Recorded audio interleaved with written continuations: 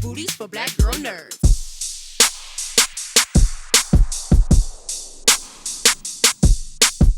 Hello, guys. Thank you so much for your time. It was really fun to see this kind of like a dark, interesting storytelling, particularly from you, Deon. So I will begin with you. This is still in the comedy vein, but it definitely will stretch you as a performer just because of some of the darker elements in it. So by embodying Joe, how do you think this has changed you as a performer, and what were some of your favorite elements of that character to tap into to really bring him to life? I played like serious before, and so to tap in seriousness with comedy was something I'd never done before. So that was something that, I wanted to challenge myself on doing because, either one is hard, but to balance them correctly, it takes a lot of effort in one to do that. And so it was something I just wanted to challenge myself with, and and we did it, and hopefully the world loves it.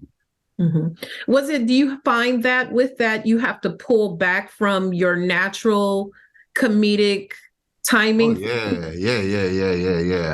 yeah. Sometimes I'm like on some, I just get in in a comedy zone, and then they have to go, hey, can we talk to you for a minute? Like, and then I go, oh yeah, right. I lost my baby. Exactly. That's funny. This shouldn't be funny, right? Not this part. Not quite. Right, this part shouldn't be funny. A little bit less. Right. So, but it's the same way with drama too. It's like, okay, can we talk to you for a minute? You can smile if you want to. It's like, hey, yeah, smile, but bring it up a little bit. So it's finding that balance, and it was cool to do. Mm-hmm. For Michael, for you, for Touch, I like that Touch has these flaws in him, that even despite the relationship that he has with Joe and with Leon, there still are some things that he's holding back and he's hiding that could be a help or a hindrance to what they're trying to accomplish. Why do you think there's a lack of full trust with these two men that he has a real close relationship with? I think the trust is there. I think the shame overrides the trust. I think for Touch, the issues run deep. The scars are still pretty fresh, even though some events happened well into the past, and we will discover those over the course of the season. There's a certain shame that, at least that from the perspective that I'd walked into the shoes of this character, felt even in the face of your best friends, the people you trust the most in the world. Letting them down is my biggest fear. And the revelation of some of my shortcomings would mean that I've let them down. So I'm trying to mask those. And he's a cop, and he's got the patina and the image that he's always in charge, and everything's cool. And cops have they get their feathers ruffled too easily. Add that to this very messed up personal life that he's keeping hidden from his friends, and I have to kind of walk that fine line. Kind of what Deon was talking about, how you've got to walk the line between comedy and drama, and I found I had to keep my character straight and narrow when he was with his friends, and I'm good. I'm in command. I'm in control, but still maintain elements of that loss of control so that I could keep the character consistent through the whole thing. Mm-hmm. The biggest burst of humor came in the most unexpected moments for me. Like, there was literally, even in the midst of all this chaos, there are some real ha ha ha moments that caught me off guard, and it got me to thinking, is something wrong with me that I'm laughing at? Well, maybe, I don't know, but I might have a couple of problems too. Really, really funny. So Deon, back over to you. Are there, at this point, with all of the topics you've explored in your career, are there things that still make you go, that is really, really funny? It's jacked up, but it's really funny. Oh yeah, every day. I mean, I still tour and do stand-up, and so even just it's just everything is about what's appropriate now. Everybody's so offended nowadays, and it's just like, it's trying to go, how can I say this without offending everybody? And how can I do this and do that? And so that's what it's basically boils down to as far as my everyday. Yeah, like, yeah, it's that process or whatever. But with this show, it was great to have these nuggets in these scenes that were very serious, like, you know, to be surprised with some funny, you know, like and it's sprinkled, you know, throughout. Like it's funny. When it's funny, just like you said, you know, and these moments when it comes is even worth watching, you know, as well as the twists and turns in it. But the comedic moments that come and when they come is well worth it. Mm-hmm. Yeah, humor in a situation when something's dark, humor is reactionary. It's universal and it's therapeutic. And when you find yourself, like you said, should I be laughing at that? That's something that we all share. It's a release. You're like, because it's also it's a coping mechanism for things that are uncomfortable. And that's why when you watch them, you're like, oh God, oh wow. But there was something, you know, when the humor comes in something really dark, you can't help but laugh. And then you start to go, should I have laughed at that? Yeah. But that's those are the moments I love. I love that kind of, I mean, you know, I look to the greats like Ricky Gervais and Dave Chappelle. Those guys know how to ride that line where something can be super dark. You're like, man, I can't believe they're talking about this, but it's comfortable and incredibly funny at the same time. That's an art. Yeah. So lastly, for this goal to be accomplished, whatever we find out the end line is when we get to the end of the series, Deon, you are the head and sort of like the leader of the thing. So what do you think that Michael's character Touch, what is the value he adds to the group to further them along in the mission? Because everybody has their own role that they have to play and get into it. Yeah, so Touch is the guy that you go to for whatever you need. Anytime we can't figure out something or whatever, we're going to Touch. Touch is going to be the guy that's going to make it right. He's going to help us out. And in the midst of what he has going on, which you have to watch the show, but it's tripped out how he can even help us with what he's going through as well. So it's, like I said, it's a lot of twists and turns in this, but it's crazy though, but he is the go-to guy, even in the midst of that. Mm-hmm. I ain't gonna lie, when I got to the end of 4, because they gave us the first 4, I was mad. I'm like, I'm really, now I'm invested. Like I really, I was really mad when I got to the end of 4. Well, thank you guys for your time. Deon, you're amazing. Michael, you were great. You reminded me of one of my favorite characters of all time, McNulty from The Wire. Had some of that, so I really love that. So I thank you for your time and have a great season. Thank you so much. Thank you for having me. Great Take care. Thank you. See, this is the perfect entrance for me because there are some moments of this series where I laughed like that, and I have to pause like, ooh, should I be so this? Guilty? Kind of dark. Yeah. So I will begin with you, Tammy. Okay. For Angela. Angela is a beautiful wife who is committed to this family and being successful, gets pulled into all these things, but is still going to fight for her man. Still going to fight for her man. So what do you think is the quality that she adds to this now motley group of friends and family that get them to the finish line? Mm-hmm. Well, I think the biggest thing for her is which I've been saying over and over, she's basically the voice of reason. So now when you say get into the end, I think some unreasonable things start to happen even with Angela. Yeah. So, but at least in the beginning, she's the one that grounds all these fools, you know, and she's the one who has like some kind of moral compass here, trying to make like strategic moves that make sense, you know. Yeah. That's kind of how what her tone is pretty much throughout until it's not. So to follow up on that, before I actually ask you about Jennifer, so who do you think is more reasonable, Angela or Leon? Because Leon has a healthy dose of caution also. Girl, No, Angela, okay? He breaks down pretty quickly. It's Angela. I mean, he's there. I mean, she's hoping that somehow he can also be like somebody who can like jump on the board and support her with this stuff. But yeah, he can't. Cathy is such an overwhelming personality and she just overrides him. You know what I mean? So he had no chance in the beginning. So I was riding solo the whole damn time. Held it down. Solo dolo. You're right. Actually, over for you for Jennifer. Oh, my little Jennifer. Yeah. I have a daughter who I imagine is like Jennifer's age. Yes. And I look at, just the little angst of, into the adulthood a little bit, but still kind of a bit of a baby. So what is that quality she too has? Caution. She thinks these parents is crazy. Yes. What they're trying to do. So what is that self-stock that she has in her that enhances the group? I think that at first she's just like, what is going on? And then she deals with that real thought of like, I really was in love, that hurt of young love. Everyone I feel like can relate to that denial phase.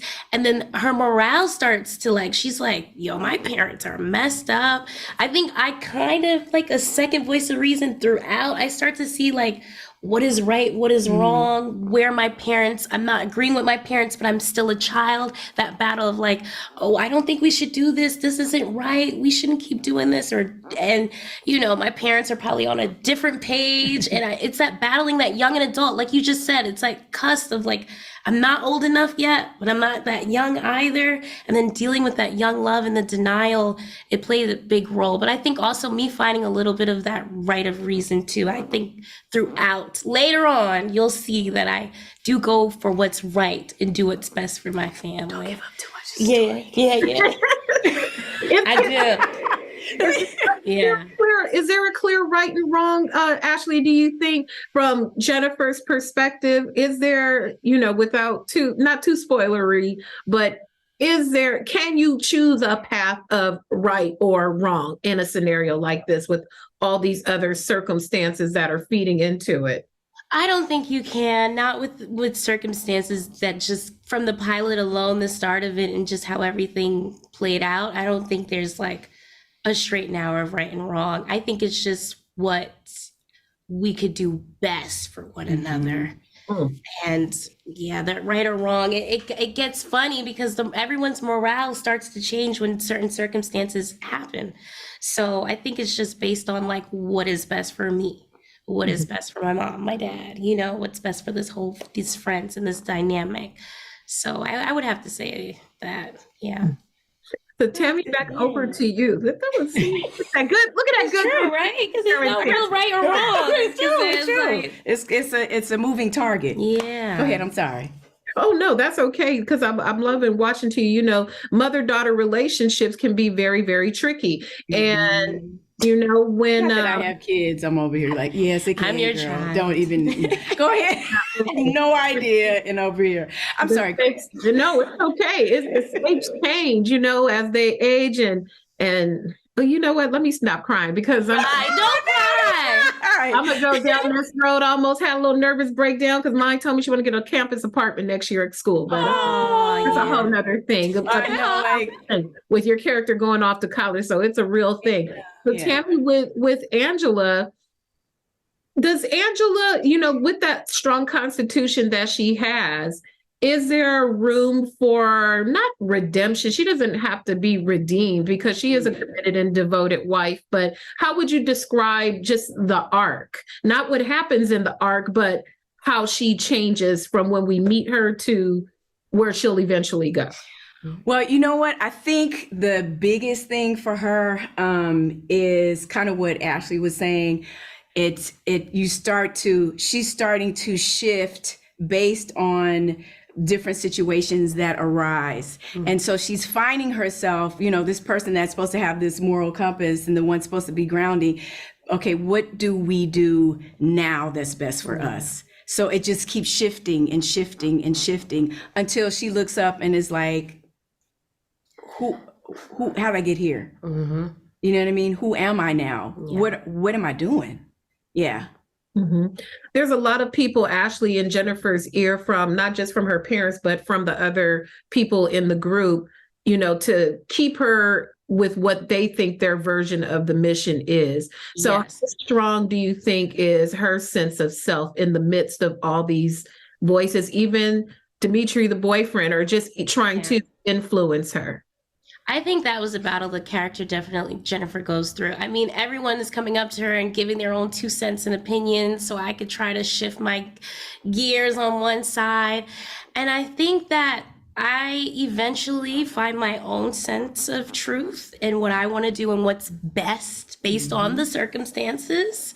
And I think I just hone into that when certain things do happen. And I think I just tunnel vision and I just do what's best, you know, for everybody. In hindsight, I think everybody's doing what's best for what they think is for everybody. So, yeah. I must say, you know, we were lucky enough to see the first 4 episodes, and I was real mad when I got to the end of episode 4, because I'm like, dang, what do you mean there's no more episodes? Well, that's a good thing. That's very good. That's one of the great things about each episode is like there's a cliffhanger every single time, and it gets more and more and more intense with each episode. That is the draw. Yeah. And that final episode, we gonna have some fun. Yeah. I can't wait to see the rest. I know we are gotta wait till June 26th. When it officially launches, but I mean, I was leaned in like this, like I appreciate that. What are they doing? And I thought you all were excellent. I appreciate your time. Have a wonderful season, and I really liked it. I enjoyed it. Very, very. Thank you. Well, let me just tell you, from my friends who have had kids and they're off leaving, they said that it takes a little bit of adjustment for the empty nest. But now you got time to do whatever you want to do. Travel. Well, do whatever you want to do. Because she's gone to the dorm, but it's I'm going to have my own apartment, so I won't be coming home like spring break and Christmas. So I'm like, what you mean? I know, but you have a whole new. Don't worry, she might come home. And she will come back eventually. She's going to be homesick because the food is not good on campus. So I'll let you know that right now. No, come home and steal my toilet paper and paper towels. Yes. It gets better. Do you. I'm team mom. Yeah. I receive it. Thank you, Queen. Have a wonderful season. Thank you. Pleasure. Bye-bye. Okay. Ooh, I like your jacket. You look beautiful. Thank you very much. Very, very handsome, Malcolm. Thank you. Thank you. Thank you for showing. But I thank you guys for your time. All I kept thinking was, good grief, friends, how many of us have them? Hey! Friends, how many of us have them? Ones you can depend on. Y'all are the ones you can depend on for real. You guys are taken into quite a twisty, windy road, and it's not even by choice. And you guys hold down Leon and everybody else who's in the series. So I'll begin with you, Cynthia. You know, it takes a lot of different people to accomplish what they need to accomplish through the course of the season. So Cathy, what do you think is the most valuable asset she brings to the group to get to the finish line? I think that she brings to the group the willingness to get it done no matter what. I think from the get, you know, she's kind of sort of the first person who's like even really about the mission. Because, you know, at first we got a lot of hemming and hawing, a lot of people who still think there might be another way out of this. So I think Cathy brings to the table the realness of, hey, there's really only one option, and we need to get about the business of pursuing that option. So yeah, she got game face all day long. So I think that's what she brings to the table. I was into it, and I don't want to spoil what you're doing. No, it's so hard to talk about it, right? I know. I don't want to spoil what you're doing when we're first introduced to you, but I laughed so hard at that because I am that person too. Like, okay, let me, just in case. Just in case, observing and taking notes. Person. So I'm going to let people find that little gem when they do it. So over to you, Malcolm. With Leon, I feel like you need a person who has a fear factor, because it seems like everybody else is a little lightweight sociopathic. You know, they're like, yeah, let's do it. Well, damn. No boss, but do this. Yeah. Put this on it. Yeah. Let's do it. It's all good. So what do you think that healthy dose of fear makes them a stronger group? Because somebody got to fear something. Yeah. Well, what's fun about this character that's different from me is that he's the voice of reason. And so don't agree so much. What? You said you were the voice of reason, and I said, yes, you were very reasonable. But I was saying in real life, I'm not reasonable. And then you were like... See, now you're drawing all kinds of conclusions that I was not. Is that what happened? Yes, you're talking from your own... You just speak to the... Ma'am. Leanne and Cathy also bicker sometimes. Over strategy.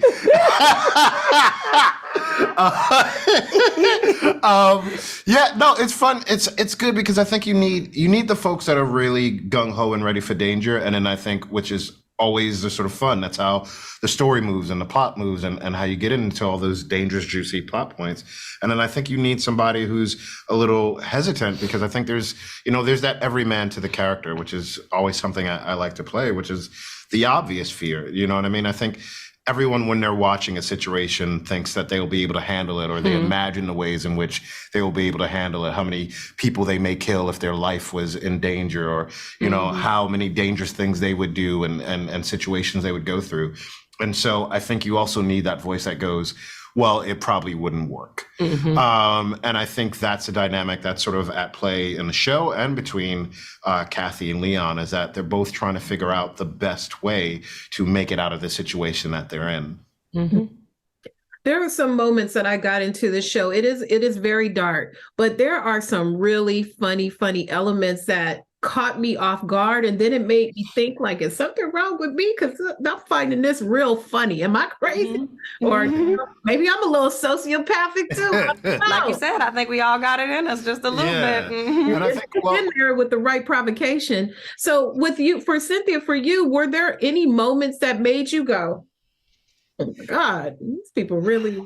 Oh, I mean, sure. It's very difficult to say that specific moments, because, we try not to give away the thing. But yeah, I think really just, like you said, how dark it gets and how quickly. Really how quickly. One of the things I really love about the pilot is that we start the story with, a problem at play, and very quickly the women get involved. And that's one of the things I really loved about this pilot, is that it's not a story where, a bad thing happens. Like you said, we watch Joe and his whole family and his inner circle get pulled into this really immediately. So it gets dark fast, and it gets real involved with his inner circle fast. And then right after that, a lot of bodies start dropping. I think that was just sort of every week at the table read. It was really shocking to kind of literally read the pages and go and watch everyone around the table be shocked at how much death, blood, gore was going on in a show that I think we all started thinking was going to be funny. Yeah. And I think it also speaks to what you're talking about in terms of the tone of the show, right? Like the tone, I think, can very easily be a drama, but just as easily be a dark comedy. You know what I mean? I think as we get in there, I think we all sort of got into this thinking, oh, this is going to be a fun sort of a thing. And as we got into it, we watched the bodies pile up and the blood and the gore. And I think a lot of that aspect is going to surprise people. Luckily, like you said, I think my character gets to have the most sociopathic fun in enjoying it. And so I get to giggle my way through blood. Yeah. I was super into it. Cynthia, what is your favorite thing about the character Leon? And then Malcolm, I'll ask you your favorite thing about the character Cathy. My favorite thing about him or about the character? Because I have so many about both. The character Leon, and then Malcolm personally too. Oh gosh, my favorite thing about the character Leon is that, like you said, I think this is my favorite thing about everybody's character, honestly, is the way that they turn and grow. But for Leon in particular, at the beginning, I think you're right. We see him and we see a lot of fear, a lot of caution.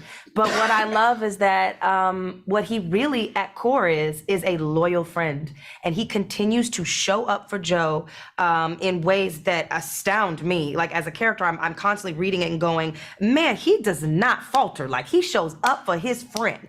Yeah. But that in turn, what that means is that Leon, for me, becomes his own hero. He has a hero turn in this story that I loved watching. And what I love watching about Malcolm, the actor, play it, is that in every moment he finds the truth of that moment. So while he is in the fear, he's in the fear. When he's in, like you said, the jokes of he's in that joke. I just love watching moment to moment the story reveal itself, but this actor be so committed to whatever moment he's in. And I think that's why we get just such a really beautiful, grounded performance and relationship between him and Joe. You know, that I'm invested in this friendship, and I'm invested in what he's gonna do with his crazy wife. Oh, see, that's beautiful. And then now, you know, your favorite thing about Cathy and your favorite thing about Cynthia. Well, one, I love how correct Cynthia is about how grounded I am. And then Cathy's character is really fun because I think she really lays it out on the line and is really fun. And I think if you haven't seen Cynthia play this sort of character, I think it's really fun. And I think it's probably been in her wheelhouse for a while and folks haven't gotten to see it. You know what I mean? I think it's going to be like, you know, when Denzel was in Training Day, like he was like, this shit is easy for me. Like, I think that's, he's like, playing that nice guy was hard. So I think that's a lot of what it's going to be. And, you know, what's fun about, I think a lot of times I interject with the sort of natural fear and logic of what's going on. And what's great about Cynthia's character and her portrayal is that she is knee deep. You know, she's a fan of the criminal shows and the crime shows, and so she feels as though she's prepared. And also she about that money in that paper and about her man. Do you know what I mean? So it's very clear what her goals are in this, and having them try and figure out what those goals are in the moment, week to week, while at the same time trying to re-find each other in their relationship in the midst of all of this is probably one of the most interesting things about their arc together. I love it. Well, you guys were so fun. I appreciate your time. Have a marvelous season. I was real mad when I got to the end of episode 4 and there. I'm like, there's no more episodes yet. Oh, good. I'm invested. That's good to hear. Thank you guys for your time. I appreciate it. Absolutely. Thank you.